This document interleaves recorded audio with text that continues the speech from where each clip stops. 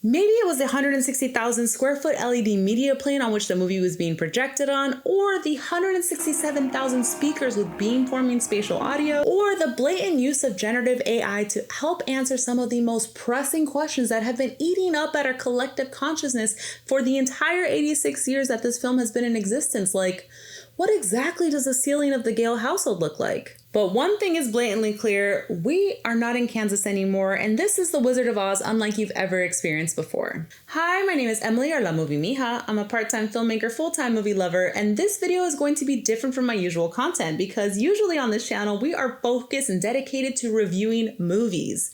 However, Wizard of Oz at Sphere is not a movie. Not exactly. We're gonna talk about the good, the bad, the downright ugly, and the ethical implications of using generative AI to touch this iconic, most influential piece of cinematic history and what that means for the future of movie-going experiences.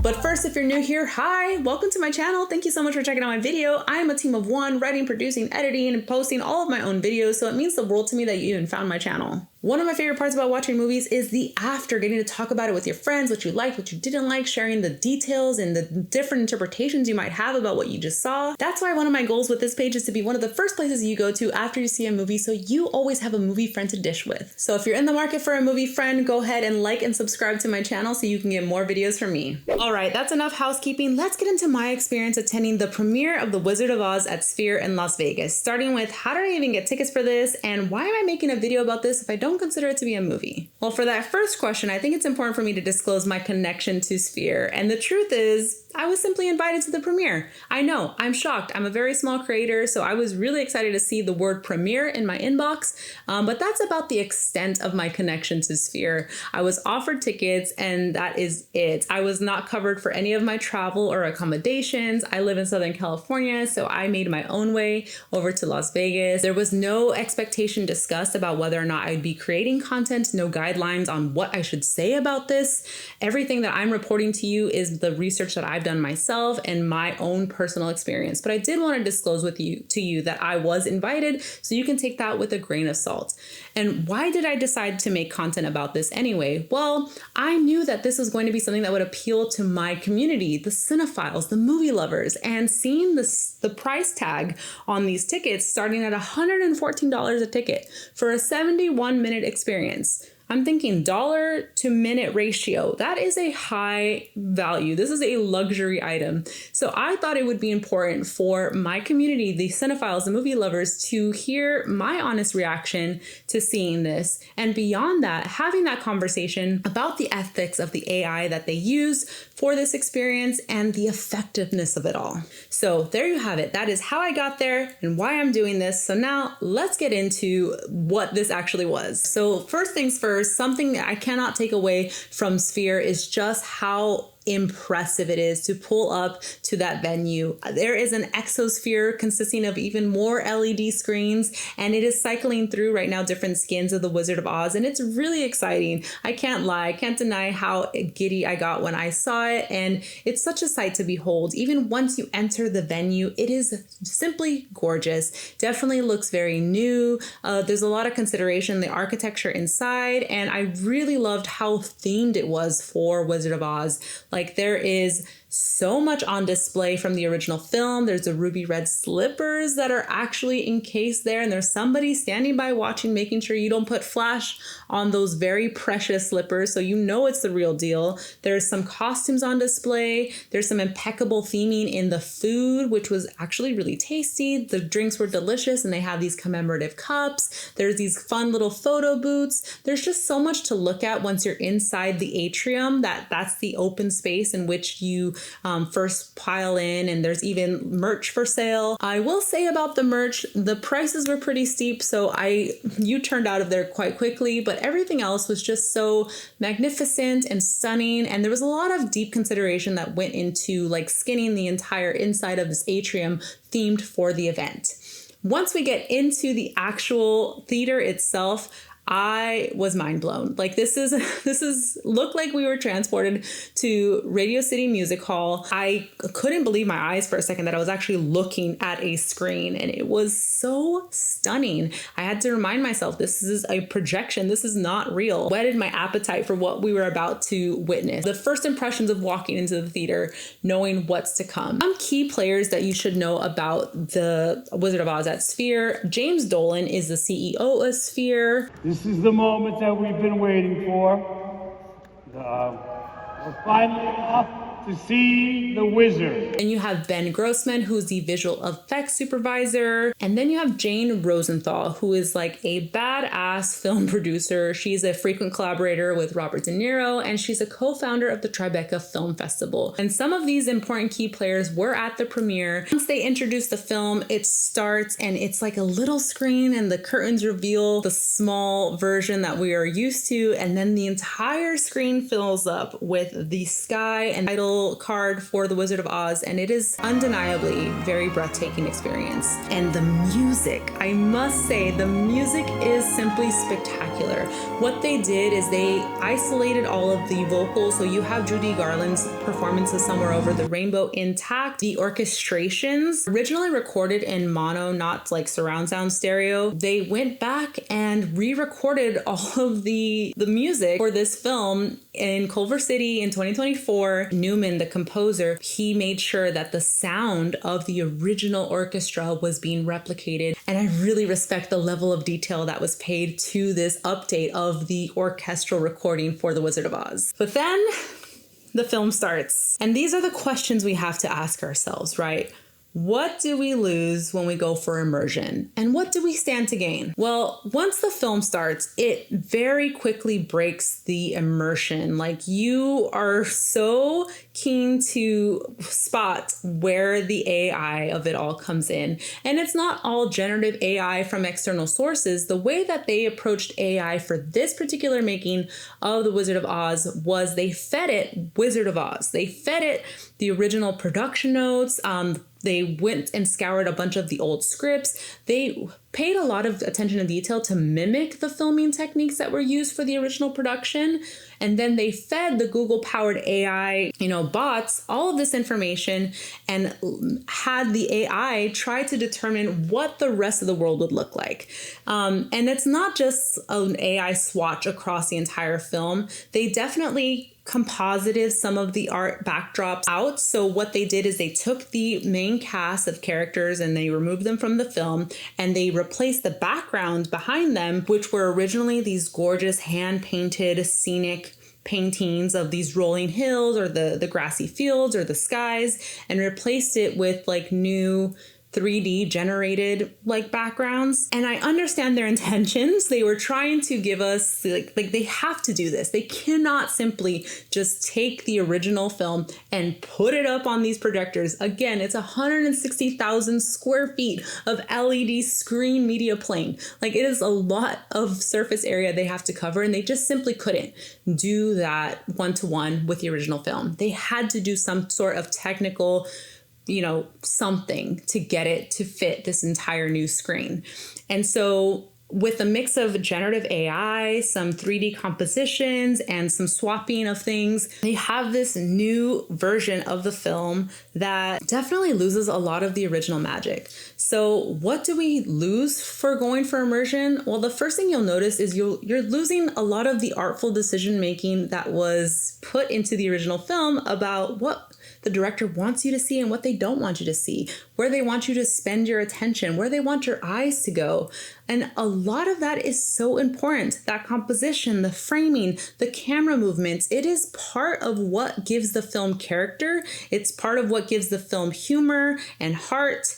And it helps create that emotional connection to the film. That is the biggest thing you're going to realize is lost in this new immersive setup, is like there is no longer the camera as your guide. You are now at the mercy of the entire setting, and you step into the role of director as you're left to your own devices about what you want to look at. You decide for yourself where you want to focus your attention. If you want to spend the entire time at the Sphere looking up into the corners and the rafters, you can, because there's something to look at there.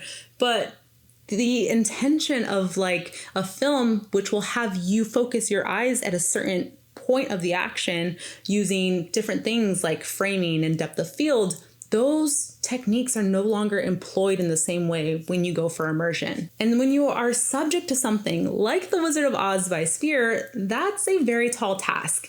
I think it's asking a lot of the audience to decide where they want to focus their attention, because at any given moment, you could be looking at a range of really ugly things, some really bad eyesores, from overly computer generated new backgrounds that were created to replace the original organic sets, like I mentioned, or worse yet, the AI models who now occupy spaces audiences weren't privy to before. So in one instance, you have a frame that didn't have as many characters because it's cut off at a certain point. But now when you have 160,000 square feet of LED media playing, you have to fill in the gaps. So you have these AI models who now occupy those spaces. And this is part of the most egregious part of the Sphere experience. It's simply horrifying to look out into this uncanny valley ridden crowd of munchkins who are seeing Dorothy off on her journey. The difference between the human actors and the AI models is jarring. Like, if you think like you wouldn't be able to tell the difference, girl, believe in yourself. You would know. You'll know something is off, something is janky, something is weird. What makes it worse is like the depth of field is like not calibrated to keep your eyes on the center of the action. So instead you have this mishmash of high definition characters, like really high definition characters that are way in the background, mixed in with some of the blurrier edged organic actors, you could call them. And I can't even believe I'm saying this, but there's even confirmation, and I spotted it at the premiere. I'm not gonna lie, I'm not trying to toot my own horn, but like you can definitely, like, I know that face. There's even confirmation now that David Zaslav, the CEO of Warner Brothers, and the Sphere CEO, James Dolan, their faces were used to bring some of the Munchkin characters to life. It's not pretty. It's definitely not pretty. The more human characters you have on the screen, that's when it looks the worst. And in their interviews, they say it's a small cameo, but I can confirm there's no small in the Sphere. There's no small in 160,000 square foot media plane. They are so easy to spot. It is so jarring. And the only thing that looks worse than the animation of these made up characters used to fill the background is the way they move. Just like NPCs in a video game, their animations, like their coding that they have to act out some sort of action, like waving or turning to chat to their neighbors, it's in response to the main action that's happening. But they seem so robotic and they're pre-programmed on a loop that you can visibly see repeat. Like you can see the characters go. It's jarring. So the AI NPCs is really bad. That's really distasteful. What is even worse than that though, is the thought of using AI to generate the performances from the main cast, the main actors. And they do this because, again, they're now visible in some scenes that they weren't previously visible in. So in response to the decision to use AI to imagine characters in scenes they weren't originally seen in, visual effects supervisor Ben Grossman said the following: "We had a choice. We could either hire modern artists to reanimate those performances by hand," so they thought about it, "which we felt would destroy the integrity of the original performance, or embrace a new technology that allows you to train on things that existed before it so that it can reproduce those things accurately. And then we tested it for 2 years to make sure that if we used AI, we would actually have more integrity to the original performances than if we didn't, because the only other alternatives were computer graphics that would be humans manipulating the performance." Okay. So I understand the logic that went into choosing the route of AI for this. They are essentially saying that we can train the AI to take on the human elements of the performer, and they are considering that extension of their performance that is generated by the AI model that is informed by their performance to be more that to have more integrity and be closer to the original thing than if they hired a human to make those decisions. Because that's what art is. Art is the decisions that you make. And the cast members, Judy Garland, she is making certain decisions with how she holds herself and how she holds her face. And so you're deciding between an AI model to be informed by Judy Garland's decisions that she has made elsewhere in the film to generate an extended performance for her in a scene that she wasn't originally seen in, versus having a human artist imagine what she would be doing. I understand the logic and the tension that lies there. And from what I've read as well, they've employed thousands of people to work on this. Like, it's not just one AI bot that they're like boop, boop, boop, boop, and putting it in, spitting things out. No, this is definitely still a team effort. From what I've read, thousands of people were employed, dozens of like 3D artists and studios were used to come together to help create these AI generated performances and extensions of the original film. So it's an interesting dichotomy that we are seeing play out in real time with the use of AI and the ethics of it. Because now, you know, you have all of these actors who have long passed away. And so we're doing that thing where we are anticipating what they would have decided, but we're removing the human element from it. And because another human is not making that decision for them, we are justifying it. So we are calling the decisions that the AI program has made to be more human or organic to the original performance than a different person who would be making those decisions. I feel like I'm talking myself into loops, but I hope you understand what I'm trying to assess about the situation and how they came to make that decision to pursue this in that way. I can definitely empathize with how they want it to be more pure, and they feel that there's a purity in using the AI model that is generated from the actor's own performance. However, I feel like it is a very slippery slope, and you start to blur the lines over who has ownership over their performance and how, you know, you can draw the line between when their performance starts and ends, and how the computer itself plays into this new iteration of the film. All right, so that is what we stand to lose with immersion when you're retrofitting something like The Wizard of Oz to fit into this new medium. But what do we gain? So there are some really cool immersive parts of this experience. And hands down, the tornado sequence is the most impressive. That was something that definitely took my breath away. It was jaw-dropping. I was like out of my mind, excited about what was going on. But I will say this is the point at which I was like, this is not a movie. Because at this point, I'm not even watching the screen.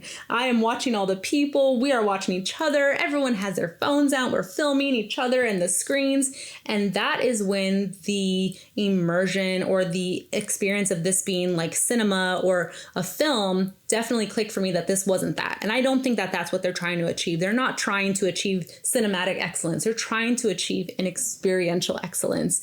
And by making the tornado scene the focal point of their 4D experience, when the actual like emotional like high points of the film don't really hit the same way, like the emotional goodbyes that Dorothy has to the three characters towards the end of the film, that is not like one of the peak exciting moments. Instead, we have the tornado winds, we have apples dropping from the sky at some point, we have snow falling throughout the poppy scene, and every time the Wicked Witch enters, the seat rumbles. So these are now the immersive emotional high points that supersede what is actually happening on the screen. So you don't have that same kind of narrative connection and emotional connection to what's unfolding in front of you. So you gain these really cool, fun things with the haptics in the seats and like at one point, oh, I almost forgot. There's like actual drone controlled flying monkeys, inflatable flying monkeys flying around the sphere. That was genuinely terrifying. But yeah, so you have all of these really insane 4D immersive experiences. Again, they're not in line with the emotional high points of the original narrative. And so it definitely doesn't feel like a cinematic experience anymore at that point. I do have to mention that this experience is 71 minutes. So there is about 30 minutes from the original film that is cut off. We got a lot less of like the beginning of the film where we are in Kansas with Professor Marvel. The movie itself won't make as much sense. If you're just watching it and there's no 4D experience, you're going to be like, I kind of lost some key details. We don't have like the Cowardly Lion song before they enter to speak to the wizard. From what I understand, all the decisions to remove certain parts of the film were to either expedite the narrative and, help with our short attention spans, or they were parts of the film that weren't really easy to adapt to the Sphere experience. So is it worth it? I think this question is going to be very relative to your personal experience and subjective to how you feel about all the things to take into consideration: the experience of it all, the ethical implications of the generative AI use, the idea that we are touching art that has been final and we are manipulating it to a new medium. You can also take into consideration this fact: they are actively improving the AI and the look of this film. There are definitely some glaring, jarring differences from one shot to another, and there is some space for improvement. So I'm glad to hear that they are working on it. After we go over the prices and you are still heavily considering attending, I would highly recommend holding off 5 to 6 months. It's going to be there at least through the rest of the year, so I would definitely hold off if you can. But let's look at the facts. The tickets range anywhere from $110 to $350 on the upper end, even going up to $377 for more of the special elite packages like the Good Witch, Bad Witch package that have little perks here and there. On the lower end, you're looking at a ticket to Disneyland. You're looking at a comparable experience of going to Cosm for $150. You can get 2 tickets to watch The Matrix with their extended shared reality screen. But I can definitely see that this is filling a gap in the tourism space in Vegas. Like if you don't want to see a burlesque show or a comedian, or if you don't really want to see a magician or a touring musical artist that's in town, I can definitely see that this is like an elevated movie-going experience. It's definitely family-friendly, accessible. I will say the tornado scene is very scary, so just be prepared to hug your little ones if you take them. Ultimately, I don't think I could justify paying that price tag for what I saw. Maybe if I have a guarantee that there are some improvements, I could recommend it a little bit more. And also, given the considerations of the AI of it all, I don't know if this is something that I am fully on board with just yet. Even though I really respect the innovations, the ideas, the big thinking of embracing AI in a way that's putting artists first, I'm very open to that idea. And I want to think that there is a space where artists and technology can once again intersect, because that's what cinema is. It's the intersection of all of those things, arts and science together on celluloid. But I don't think that this is exactly where we want to be just yet. But this is certainly a step in a direction. Is it the right direction? I don't know just yet, but only time will tell. So what's my final verdict? It's undeniable that this is an event that is driven by spectacle, and every decision that went into the creation of this is driven by spectacle. And I am undoubtedly in awe of the artistry, the technicality, the AI integration of it is something that I can be very impressed by and not fully ready to embrace. I admit that, but I don't know if I can fully recommend or say that this is something that is good. This is definitely something that is very ugly at times, even though it is a very bold endeavor and something that maybe in 50 years we're going to look back on as this was the precipice of a new way of experiencing entertainment. It's not quite movie, it's not quite ride, it's the 4D immersive experience, and there is definitely a space to be explored there. I would love to revisit the Sphere and see something else they have to offer. Hopefully something like the Postcards from Earth, the Darren Aronofsky film that he filmed specifically for Sphere. I want to see more of that and less of, reopening finished artworks and putting more decisions into an art form that has already been final. Like The Wizard of Oz is a complete masterpiece. It's beloved, it's incredible, and it's a important part of cinematic history. And the idea that we can just unearth it and manipulate in a way to retrofit different mediums is a little scary. And I don't know if I'm fully on board with that just yet. Okay, that is all for now. Let me know if you have any questions about the Sphere or the Wizard of Oz experience below, and I'll try to answer them the best of my abilities. Let me know if you are planning to go check it out for yourself. Again, if you do, wait a few months before you go. And if you want more from me, you can follow me at Movie Mija on Instagram and TikTok for more personal insights, movie reviews, and movie news. All right, that's all for now. Thank you so much for watching. I'll see you next time. Bye.